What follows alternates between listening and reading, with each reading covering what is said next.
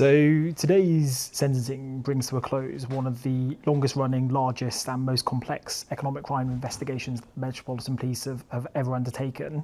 The investigation involved the seizure of assets, including 61,000 Bitcoin, which is currently worth at today's prices around £5 billion, plus over £200 million of other non-cryptocurrency assets. And all relates to criminality, predicate offending from China.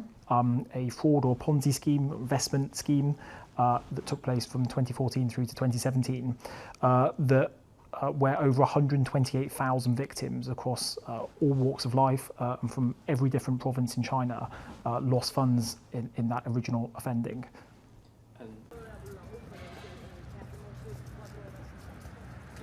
Involvement there as well. So the victims in China of the original Ponzi scheme or investment fraud scheme came from all different walks of life, all different types of backgrounds. Sadly, many of those victims lost everything. They lost their entire life savings. They had encouraged friends and family to also invest in this particular scheme. So yeah, the impact of those the impact on those individuals and on those victims goes far beyond the financial loss. The harm, I think, will live with them for ages.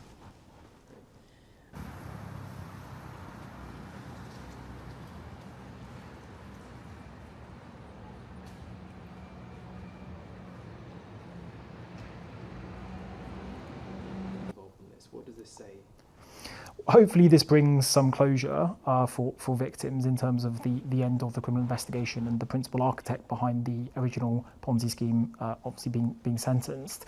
But I think it also sends a really clear message that London and the UK is no safe harbour for ill-gotten gains and for money launderers, and that we will relentlessly pursue with our national and international partners to identify, seize those assets and bring offenders and perpetrators to justice. Good answer. I want to ask you about, I guess,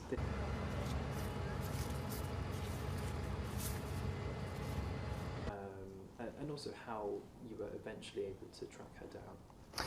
So yes, she was on the run for a number of years and was living quite a lavish lifestyle, was renting some quite expensive properties in a number of different places in the UK.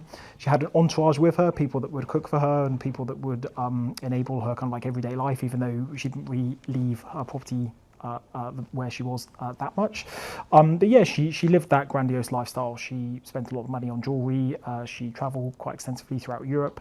And so yeah, she was absolutely living off the proceeds of the original Ponzi scheme.